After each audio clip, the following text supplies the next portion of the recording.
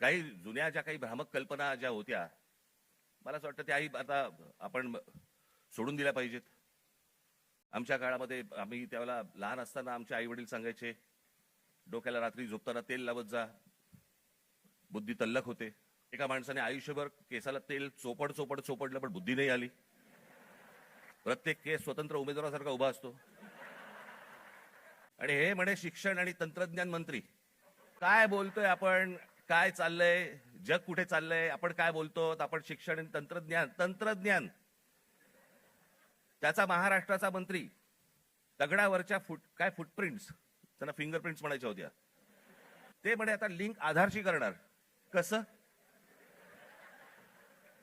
मला चंद्रकांत पाटलांच्या मेंदूवरचे मला फिंगरप्रिंट्स बघायचे. कोल्हापूरकरांनी ज्ञान मिळावं म्हणून या माणसाला कोल्हापूरवरनं पुण्यात पाठवलं, जिकडे बाबा शिक्षणाचं बाहेरघर आहे. तिथेही काही नाही झालं. तिथेही काही नाही झालं.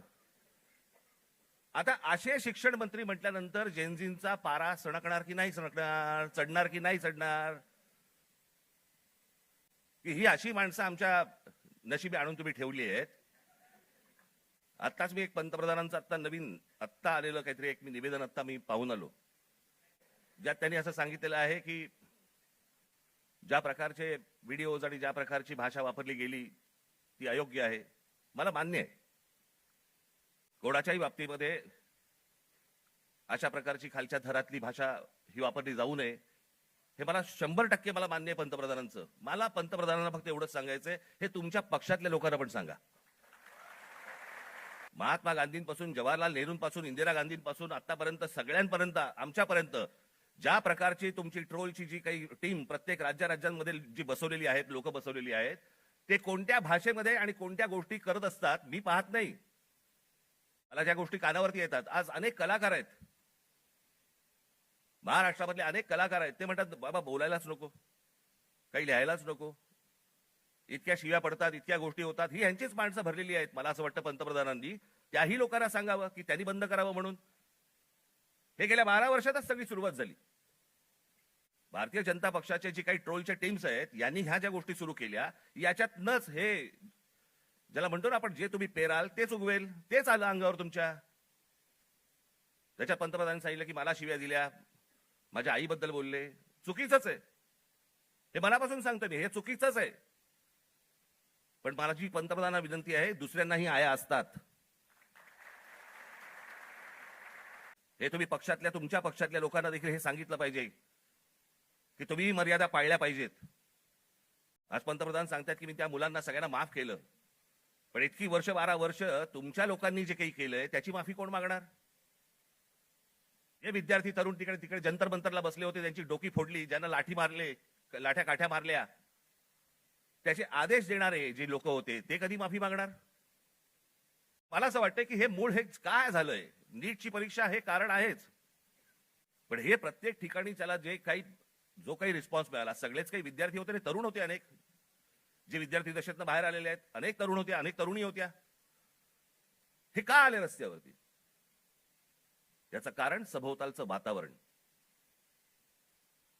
आज अनेकांना वाटलं की हे फक्त नीटची परीक्षेचे पेपर फुटले, हे कारण होतं त्या आंदोलनाचं. पण त्या आंदोलनाने जे रौद्र स्वरूप धारण केलं त्याचं कारण हे आजूबाजूचं इतक्या वर्षांचं साचलेलं जे काही आहे ना, मला फुटपाथवरनं चालता येत नाही, माझ्याकडे पाणी तुंबलेलं असतं, आमच्याकडे बागा नाहीत, माझ्या लहान मुलांना खेळायला मैदानं नाहीत, बाहेर कुठे घेऊन जायला जागा नाही, शिक्षण झालंय, नोकऱ्या मिळत नाहीयेत, सगळ्या कंपन्या खासगी लोकांना दिल्या जात आहेत, एकाच उद्योगपतीवरती मेहरबानी सुरू आहे, त्यालाच सगळी जंगलं दिली जात आहेत, त्यालाच सगळ्या जागा दिल्या जात आहेत. जेव्हा कधी बघावं तेव्हा या देशामध्ये फक्त निवडणुकाच सुरू आहेत, आमदार खासदार फोडले जात आहेत, 50-50, 100-100 कोटी. डिजिटल इंडिया, तुमच्याकडचे पैसे हे सगळे काय डिजिटलाइज केलेत वगैरे वगैरे, काय ज्या गोष्टी सगळ्या आता झाल्या. भैया आमदार खासदार फुटतात त्यावेळेला कुठे स्वाईप करतात? उलटा कार्ड स्वाईप. पैसे कुठे देतात मग? हे सगळं जे आहे हे सगळं साचलंय. हे सगळं साचलंय. त्या सगळ्या गोष्टींचा उद्रेक आता बाहेर येतोय. तो येणार, अजून येणार. हा विषय कोणाला तरी सत्तेवरनं खाली खेचणं आणि कोणाला तरी सत्तेवरती आणणं हा एवढ्यापुरता मामूली विषय नाहीये. हा देशाचा विषय आहे. हा देशाच्या भविष्याचा विषय आहे. देशातल्या विद्यार्थ्यांच्या, तरुणांचा भविष्यातला विषय हा. काय होणार आहे त्यांचं? आज माझ्या महाराष्ट्रातल्या ग्रामीण भागामध्ये, देशातल्या आज ग्रामीण भागामधला तिकडचा तरुण, तिकडच्या तरुणी काय करत असतील दिवसभर? काय विचार करत असतील? तो तिकडचा तरुण ज्याला विचार करत असेल की बाबा माझ्या बाजूच्या घरामध्ये एकाने शेतकऱ्यांनी माझ्या वडिलांचे मित्र होते, त्यांनी आत्महत्या केली. त्यांच्या अंत्यविधीसाठी तो मुलगा जाणार, विचार काय करणार? हे माझ्या वडिलांच्या मनामध्ये येऊ नये. मग याच्यासाठी मी काय केलं पाहिजे?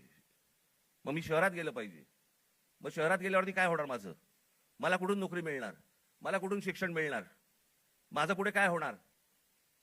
आज शहरांची परिस्थिती बघा. या सरकारने येऊन सांगितलं होतं आम्ही स्मार्ट सिटी करणार. कुठे आहेत त्या स्मार्ट सिटीज? आमच्याकडे रस्ते, पूल, जे काय ब्रिजेस जे काय बांधले जात आहेत, आपण त्याला विकास म्हणतोय. आपली शहरं ही राहण्यायोग्य आहेत का? इथपासून सगळी सुरुवात आहे ना. जर शहरातल्या लोकांना राहायला जर समजा त्रास होत असेल तर महाराष्ट्रातल्या, देशातल्या ग्रामीण भागामधनं जी लोक शहरामध्ये येत आहेत, कुठे राहणार आहेत? काय होणार या शहरांचं? मी आता एक जस्ट तुमच्यासाठी म्हणून एक आकडा म्हणून आणलाय. आजची देशाची शिक्षणाची परिस्थिती हे वर्तमानपत्रांमध्ये आलेलं, हे वेबसाईटवरनं काढलेलं, अनेक गोष्टींमधनं आलेलं, हे त्याच्यातनं मी हे तुमच्यासमोर मांडतोय. आजची देशाची शिक्षणाची परिस्थिती काय आहे? देशातील 1,00,000 शैक्षणिक संस्थांमध्ये मुलींसाठी स्वच्छतागृह नाही. 1,00,000. 15,000 शाळांमध्ये पिण्याच्या पाण्याची सुविधा नाही. 2004 मध्ये 8,00,000 शिक्षकांची पदे जी रिक्त होती ती 2026 मध्ये ही संख्या 10 लाखावरती पोहोचलेली आहे. शिक्षक हवे 10 लाख.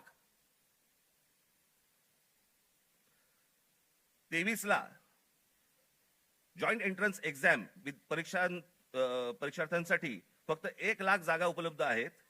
2014 मध्ये 3,00,000 विद्यार्थी परदेशात शिक्षणासाठी गेले होते. 2014ला 3,00,000. तर 2026 मध्ये ही संख्या 9,10,000वरती पोहोचली. आज इतकी मुलं परदेशात जात आहेत. का परदेशात जात आहेत? मी 2014 साली मी एक डॉक्युमेंटरी केली होती, छोटीशी एक फिल्म केली होती 16 मिनिटाची. आपण जरूर बघा, युट्यूब वरती आहे. त्याच्यामध्ये मी म्हटलं होतं की शिक्षण इथे पण मिळू शकतं, नोकरी कदाचित इथेही मिळू शकते. ही मुलं परदेशात का जात आहेत? ही सगळी मुलं परदेशात जात आहेत याचं कारण सभोवतालचं वातावरण. मी माझ्या घरातनं बाहेर पडल्यावरती मला आनंद मिळाला पाहिजे की मी काय शहरामध्ये राहतोय, काय सुंदर रस्ते आहेत, काय चांगले फुटपाथ आहेत, काय चांगल्या बागा आहेत, काय चांगली मैदान आहेत, स्पोर्ट्स कॉम्प्लेक्स आहे. मला प्रत्येक गोष्टीला वाव आहे. मग आमच्याकडे ही गोष्ट का नाहीये? आज कित्येक चित्रकार, कित्येक खेळाडू आज आमच्या ग्रामीण भागामध्ये आहेत. वावच नाही. काय करायचं पुढे माहिती नाही. कोणाला भेटायचं कल्पना नाही. हे जे सगळं साचलंय ना, हे साचलेलं सगळं बाहेर येतंय. नीटचे पेपर फुटण्याचा राग आहेच, पण हे जे बाकीचं जे साचून ठेवलेलं आहे ना, त्याचं काय करणार आहात?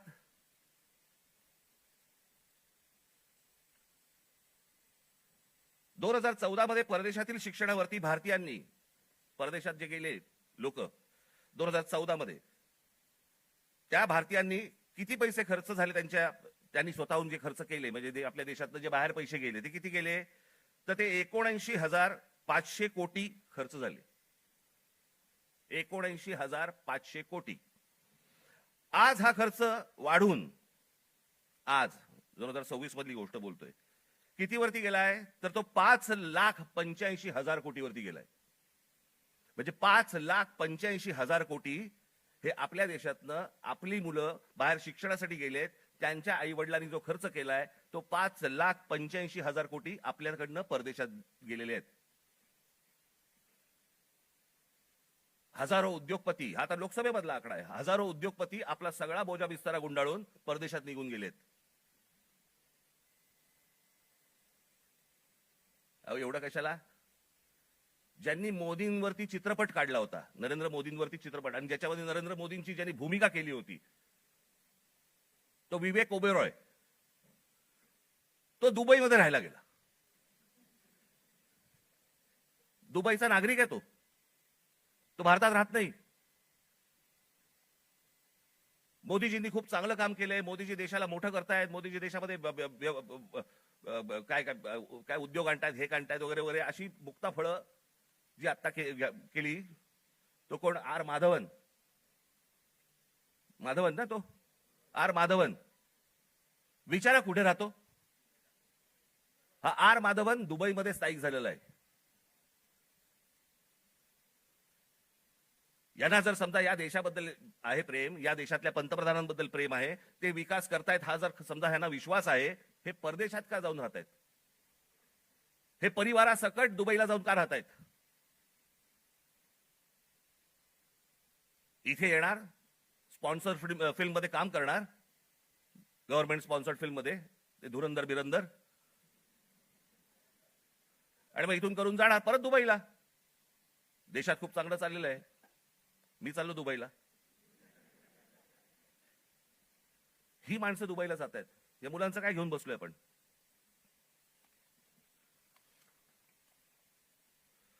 2004 मध्ये काँग्रेस सरकार ज्या वेळेला होतं त्यावेळेला शिक्षणावरती खर्च किती होता? 3.2%. आज 2026 मध्ये तो किती आहे? 2.8%. म्हणजे शिक्षणावरती जेवढा खर्च व्हायला पाहिजे, अमेरिकेमध्ये जाऊन बघा, युरोपमध्ये जाऊन बघा, शिक्षणावरती काय प्रकारचा खर्च करतायत. आज त्या मुलांना, त्या विद्यार्थ्यांना, त्या मुलांना त्यांची स्वप्न, त्यांना काय म्हणायचंय, त्यांना काय सांगायचंय, त्या प्रत्येक गोष्टींसाठी, प्रत्येक स्वप्नांसाठी त्यांच्याकडे वाटा आहेत. आज पंतप्रधान सांगतायत, त्यांच्या निवेदनामध्ये बोललेत की ही विद्यार्थी हे सगळे जे आहेत हे चुकीच्या रस्त्यावरती भरकटलेले आहेत. चुकीच्या रस्त्यावरती. मी एक ओशोंचं एक वाक्य ऐकलं, मी वाचलं होतं ज्यावेळेला, मी त्यातलं एक वाक्य होतं ओशोंचं, फार छान वाक्य होतं. आणि त्याच्यामध्ये असं म्हणाले ते कि कौन कहता है कि इस देश का युवक गलत रास्ते पे भटक रहा है? रास्ता बनाने वालों ने ही अगर गलत रास्ता बनाया है तो युवकों को क्यों टोकते हो?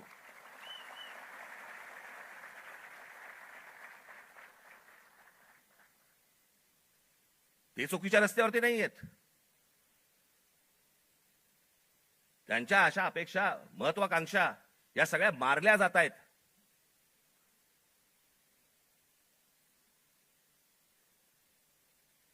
मोदींनी सांगितलं की आज मी म्हणे त्या सगळ्या ज्यांनी कोणी ट्रोल बिल केले त्यांना मी सगळ्यांना माफ करतो.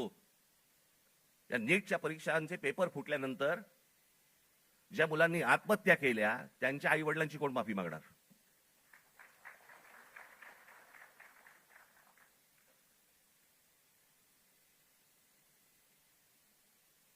हा देश नीट समजून घेतला पाहिजे.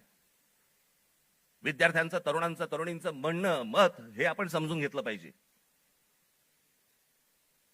आज तो विद्यार्थी ज्या वेळेला तो हवालदिल ज्या वेळेला होतो त्या हवालदिलपणामध्ये तो जातो कुठे? मग देवाकडे प्रार्थना करायची, मला नोकरी लागू देत, मला काम मिळू देत, मला पैसे मिळू देत, नोकरी लागल्यावर माझं लग्न होऊ देत. त्याची स्वप्न असतात. मग तो विचार करतो की बाबा देवळात जाऊ, आपण देवासमोर नतमस्तक होऊ. त्याच्या लक्षात येतं अरे त्या देवळातच चोऱ्या व्हायला लागल्यात. देवळात चोऱ्या. राम मंदिरासारखं इतकं भावनिक दृष्ट्या महत्वाचं असलेलं एक राम मंदिर उभं राहतं आणि त्या राम मंदिरामध्ये 1400 कोटी, आता नुसता जस्ट आकडा आलेला आहे, 1400 कोटी रुपयांची चोरी होते. आणि याच्यावरनं सरकारमध्ये असलेले कोणीही त्याच्यावरती बोलायला तयार होत नाहीत. राम मंदिरावरती मतं मागताना बरोबर गेलात तुम्ही. मग ज्या वेळेला 1400 कोटी रुपयांची चोरी झाली, पंतप्रधान स्वतः एकटे गेले होते, सगळेजण बाजूला उभे होते, स्वतः एकट्याने जाऊन तिकडे जाऊन पूजा केली, प्रतिष्ठापना केली, सगळ्या गोष्टी केल्या. पंतप्रधानांनी याच्यावरती बोलायला नको राम मंदिराच्या चोरीबद्दल? का त्या अयोध्येमधनं एक खासदार निवडून नाही आला म्हणून आमचा संबंध तुटला असं आहे?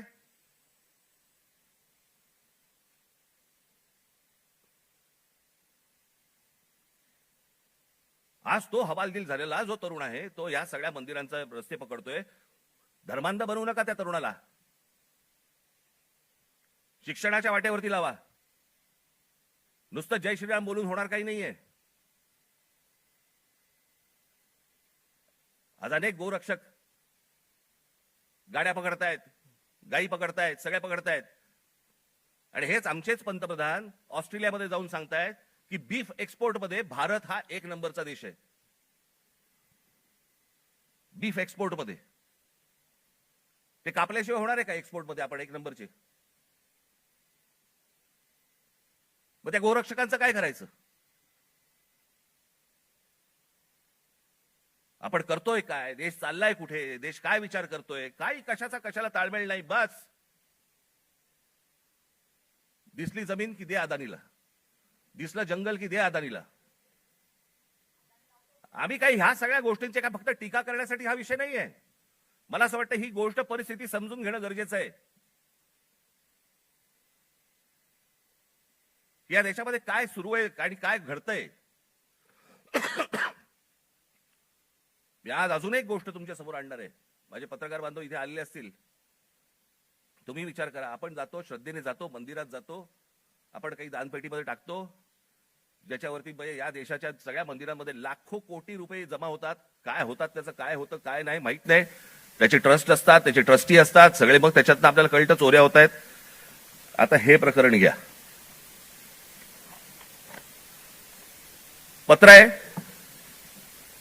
प्रति माननीय श्री एकनाथ शिंदे साहेब, उपमुख्यमंत्री महाराष्ट्र राज्य. विषय सिद्धिविनायक मंदिर न्यास मधील दानपेटीची चोरीबाबत वरिष्ठ पातळीवरती चौकशी करण्याबाबत. जिथे आपण श्रद्धेने जातो, जिथे दानपेटीमध्ये आपल्याकडे भाविक जातात आणि पैसे टाकतात,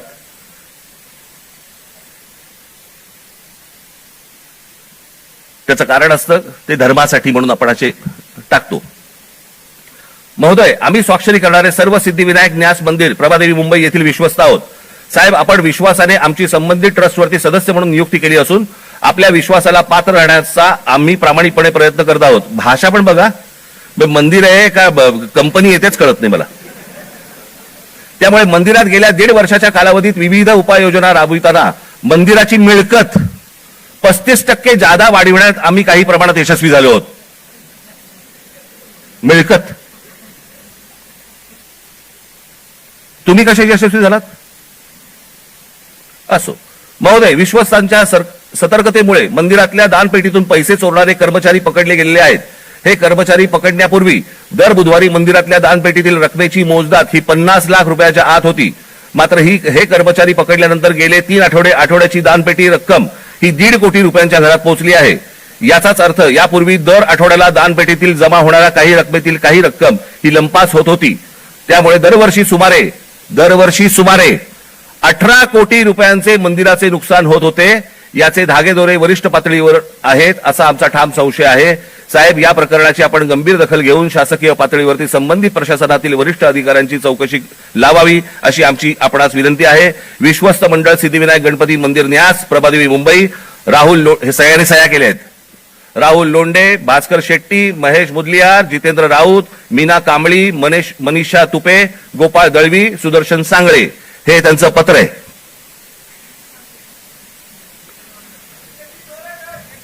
हे सगळं म्हणजे 18 कोटी रुपये दर वर्षाचे सिद्धिविनायक मंदिरामधून चोरी होतीये. आपण भाबडेपणाने भाविकपणे आपण तिकडे जातोय, दानपेटीमध्ये आपण पण टाकतोय. हे असल्या चोऱ्या होत आहेत. ती माणसं सगळी मंदिरं लुटतायत. हाच तो तरुण, हेच ते विद्यार्थी परीक्षांच्या वेळेला नोकरीसाठी मंदिरामध्ये जात आहेत, पायऱ्या झिजवतायत, सांगतायत देवाला मला नोकरी मिळू देत, आणि त्याच मंदिरामध्ये चोऱ्या होत आहेत. तिकडचेच विश्वस्त चोऱ्या करतायत, तिकडचीच माणसं चोऱ्या करतायत. हा आमचा धर्म, ही आमची धर्माची मंदिरं. सरकारवरती विश्वास ठेवता येत नाही म्हणून मंदिरात जावं तर मंदिरावरती विश्वास ठेवता येत नाही. ही जर समजा देशाची परिस्थिती असेल, होईल काय? रस्त्यावरतीच उद्रेक होईल. राजकारण सोडून द्या बाजूला. मला असं वाटतं या सगळ्या गोष्टींचा सामूहिक देशाचा म्हणून, राज्याचा म्हणून आपण विचार करणं गरजेचं आहे सर्वांनी मिळून. निवडणुका येतील त्यावेळेला विचार करू वेगळा. पण आज काय परिस्थिती आहे? हे का झालं? कशामुळे झालं? हा उद्रेक का झाला? मला असं वाटतं ह्या गोष्टी समजून घ्यायला नको. अनेक बारीक बारीक बारीक बारीक त्याला लेयर्स आहेत, पापुत्रे आहेत. ते पापुत्रे चढत चढत चढत चढत त्याची वडी झालेली आहे. मला असं वाटतं ही गोष्ट सरकारने समजून घेणं गरजेचं आहे. आज मनातल्या तरुणांच्या, विद्यार्थ्यांच्या आशा, आकांक्षा, महत्वाकांक्षा या मला असं वाटतं विद्यार्थी सेनेने समजून घेणं गरजेचं आहे. नोंदणी होत राहील, पण त्यांची ते काय विचार करतायत मला असं वाटतं हे पाहणं गरजेचं आहे. याच्यामध्ये जर बदल झाला नाही, मी हीच गोष्ट एकदा मागे जेव्हा नीटचा पेपर फुटला होता 2016 साली, तेव्हा मी पंतप्रधानांना फोन केला होता आणि त्यांना मी सांगितलं होतं की म्हटलं हे तुम्ही स्वतः ह्याच्यामध्ये जातीने लक्ष घाला या प्रकरणामध्ये. म्हटलं देशातले शेतकरी आत्महत्या करतायत, हे मी 2016ला सांगितलं होतं. म्हटलं उद्या हे विद्यार्थी आत्महत्या करतील, आणि आज तेच घडलं. 21 विद्यार्थ्यांनी आत्महत्या केली.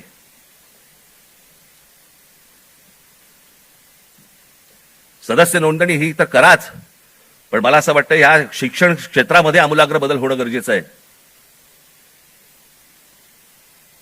त्याच्यासाठी विचारवंतांची गरज आहे. जे विचारवंत या देशामध्ये आहेत त्यांना बोलवणं गरजेचं आहे. त्यांची आणि या मुलांची सांगड घालून देणं गरजेचं आहे. यांची स्वप्न आणि त्या स्वप्नांना कसा आकार देता येईल याच्यासाठी म्हणून जे तज्ञ या देशामधले आहेत त्यांना बोलवणं गरजेचं आहे. त्या मुलांना समजून घेणं गरजेचं आहे. मला असं वाटतं एवढीच अपेक्षा माझी आज या दिवशी मी व्यक्त करतोय. आज या विद्यार्थी सेनेच्या मुलांनी, सर्वात तरुणींनी या महाराष्ट्रातल्या विद्यार्थ्यांची अपेक्षा, आशा, आकांक्षा या समजून घ्याव्यात आणि त्याला आकार देण्याचा मला असं वाटतं जास्तीत जास्त प्रयत्न करावा. भविष्यातल्या तुमच्या सगळ्या वाटचालीसाठी माझ्याकडनं मनपूर्वक तुम्हाला सर्वांना शुभेच्छा देतो आणि आपणा सर्वांची मी रजा घेतो. धन्यवाद. जय हिंद, जय महाराष्ट्र. मित्रांनो, हे होते राज ठाकरे, ज्यांनी अत्यंत काही महत्त्वाचे मुद्दे मांडलेले आहेत. आणि सगळ्यात महत्त्वाचे मुद्दे म्हणजे भारतातील शहरं हे राहण्याच्या योग्यतेचे राहिलेले नाहीत. लोकांचं जगणं मुश्किल झालेलं आहे. विकासाच्या नावाखाली भकास सुरू आहे. रस्ते सुरक्षित नाहीत, पुलं सुरक्षित नाहीत, गल्ल्या सुरक्षित नाहीत. म्हणजे एकीकडे सगळा असा गोंधळ सुरू आहे आणि यावर कोणीही बोलत नाही.